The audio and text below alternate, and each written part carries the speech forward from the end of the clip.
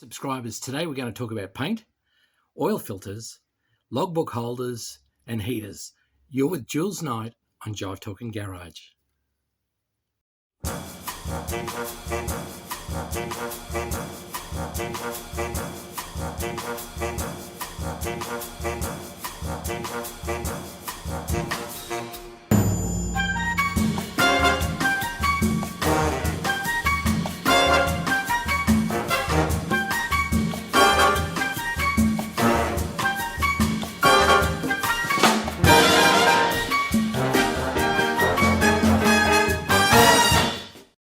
So let's talk about paint. Now, in my case, my colour is ocean mist green, and my car's a 1956 panel van that was actually shoved out the door of General Motors in March of 1957. So it was being built alongside FE sedans. As far as FJs are concerned, Utes were sold until Christmas of 56, and they ran out of panel vans in March of 57. So they didn't have the FE out, FE panel van and commercial, till May of 57. So there was a couple of months where they were out of stock. So the original paint was nitrocellulose lacquer, and it doesn't handle the weather very well. So by the time the FB came along with the magic mirror finish, they moved from nitrocellulose lacquer. So you'll see like an old stocky that's got like cracking of the paint and things. That's nitrocellulose lacquer. And so you'll see what I'm talking about.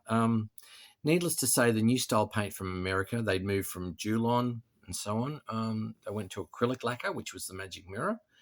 And tints were a little bit different. Paint was a little bit different. Acrylic lacquer is a lovely paint to put on, easy to apply. Even a bug like myself can make a good job of it. Thin it out at the end to get that nice glistening effect. And it's pretty easy. And not only that, it's a very forgiving paint. Now, in my case, my colour was the 1956 variation, 1957 formula. And so my buddies is the 1983 formula, moving from Dulon to Dulux. So a little bit different as far as the tinters are concerned. They're trying to get the right recipe. They're trying to colour match. His was a little bit darker and more pastel-y than mine, but that could be because mine has received sun damage and sun degradation of the paint colour. So needless to say, so there's a 1956 version formula, and then Dulux had the 1983 version, 84 version that I've seen on my friend, and I thought that's the one I like because that looked brilliant off the gun. So I've gotten onto our paint shop because I did them a favour. So as far as I'm concerned, they can do me a favour, and I got them to mix up some ocean mist green. I said, look, I want 4 litres, and they said, oh, formula wise, we've got a De Beers 2002 formula. You can't get some tinters. They've got a formula that is nearly there, slightly. It's their own variation type thing. Anyway, it is a little different. That's the colour. So they've sent this swatch to me yesterday with the formula on it and all that sort of thing, but that's the colour. And it's not quite perfect yet. So I'm going to work with them on getting it just to the 1984 version of Dulux rather than the 2-pack converted 2002 De Beers, which has then been colour matched for acrylic lacquer. I'm going to get it back to what acrylic lacquer actually was in the 1984 formula because it's just a beautiful colour. So that's why I want the ocean mist green. So that'll be a Monday job. So that's the paint. So now look, with Holden's, it didn't matter whether it's a decal for the oil bath oil filter. Oil bath air filter, I should say. Let's get it right. Or the little nicks and knacks that sort of, go on on the choke,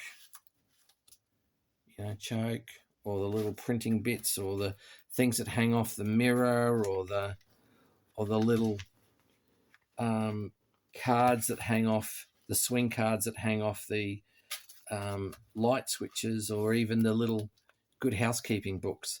Holden's were very big at doing all of the little instructions, shall we say. So with the 3 approved, I've even got, there's the transparency for the power brakes, because you could get power brakes put onto an FJ retrospectively. So they were a NASCO accessory retrospectively.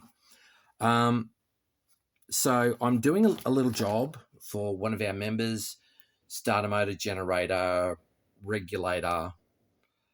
I've already sent him off for his distributor. He's given me his oil filter, and there'll be some other bits and pieces that have popped up. Anyway, this is his crusty oil filter. So we're going to get this sandblasted, etched, primed, and then gloss painted. Now, in keeping with the knick-knacky theme, which Holden's actually were, I've gone to the internet, and I've got the Fram stickers for it. So you can get a Fram, you could get a Ryco, or you could get an AC Delco. Now, I've shown subscribers each of those 3 because I've got one in stock of each. But if you're going to do a nut and bolt job, you finish everything, all the little things. So that's one of the little things. So I'll be banging that onto his oil filter for him. So that's done. So let's talk about the paint and the decals. So look, that being the case, my buddies phoned me and said, "Oh, look, we're at an Army swap meet get together place, and they had Army Jeeps and Studebaker troop carriers and GMCs and aquatic Jeeps, because they had to be able to float as well." And they said, "Oh, there's a bloke here. He's got the logbook carriers." So this is what was specified and sat on the kick plate on the driver's side, and inside of here was where you put the logbook holder. Now, look, that being the case, a lot of government vehicles had these.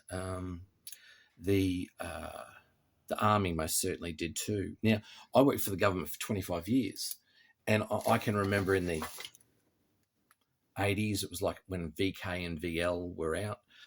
You'd hop in a car. Well, you'd actually go to carpool. You'd get the keys and say, "Oh, look, I've got to go to such and such." And that was fine. They gave me a car, and they would give me the logbook as well, because I had to just check the starting kilometres for now was the finishing kilometres for last night or the last trip or whatever. And I would have to put in where I'm starting, where I'm going, and when I'm coming back, and what the starting kilometres were and time, and what the finish kilometres were and time. And so that was the government logbook that I had to use. And similarly, a lot of postmaster generals, as far as pool cars or the snowy hydro, Southeast Queensland Electrical Authority, they would specify different things. And I know I certainly did for the Electricity Commission. And my father-in-law, he was general manager of Telstra, and he said he specified that from a safety perspective, all of the Telstra vehicles needed to be able to start, and as soon as they started, the headlights would come on. It didn't matter whether it was day or night. That was what they specified in the regular production option. So that logbook was part of a regular production option. And if you have a look in Don Loeffler's books, he'll actually talk about those types of things. He will list what the regular production options were, for instance, with Army utes. So it's a really interesting thing to sort of get into what the different requirements were. Now, in 1983, in September, when Australia was winning the America's Cup, actually, because that's not myself and buddies came back, we all went down to the snow in my mate's FJ, and what he did is he fitted a Smith's heater, and they're sort of made up of, three bits: the core, the fan, and the vents. But anyway, I during the week got hold of this one, and I really like it. Now, it doesn't have the shooters on there to sort of direct the air. What it has is, so an inlet and outlet for the water coming in and the water going out. Now, that's the heater core, like a radiator, right? So that's where the heat is going into. And you can see there's a fan there and there's a fan there. Now, in this instance, like any restoration, you've got to do a little bit of work to it. So I'll disassemble these three pieces. I'll paint the core.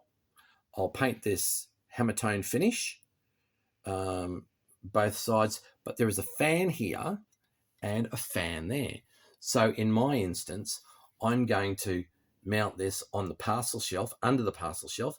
So fastener there, and there, and this will bolt up to the parcel shelf. Now, if I need to put a strop from the parcel shelf to the bottom of the dash, so be it, because I need to, support this. But I have to tell you, the old style heaters, it was really good. Going down to Mount Hotham in the September of that year, I was surprised it was snow, because you're into the end of September. But it was really, really efficient. So I was quite surprised how well the little heater went. So I'm looking forward to installing that as one of the bits and pieces that I'm going to need on my FJ. And in Queensland for our 5 days of winter. May need it, may not need it, who knows. But I just actually have to figure out how I'm going to do the return of the water, because there'll be a plug for a heater model in the water pump. So a tap will go in there to allow water to circulate. So it'll come to the heater, go through the heater, and then it'll have to go back into the top of the head. So I'm going to have to determine how I'm going to get a double coupling, so that the water temperature sender sits in one part of it, and the return of the water sits in the other. So all these things that happen when you want to fit accessories to cars, and you get problems and you have to find solutions, and it just makes you creative, and it's part of the restoration process. But that's what firstly we do as we're doing restoring things as restorers, and also some of the stuff we have to do on Jive Talking Garage. So today we've talked about paint, we've talked about decals, we've talked about logbooks, and we've talked about the NASCO heater. Now, there was two. There was a Smith's and there was another brand. But anyway, that sort of wraps up today for our quick hit on those 4 items. We'll be having some more stuff arrive during the week. But don't forget to share, like, and subscribe. But more importantly, enjoy your Holden.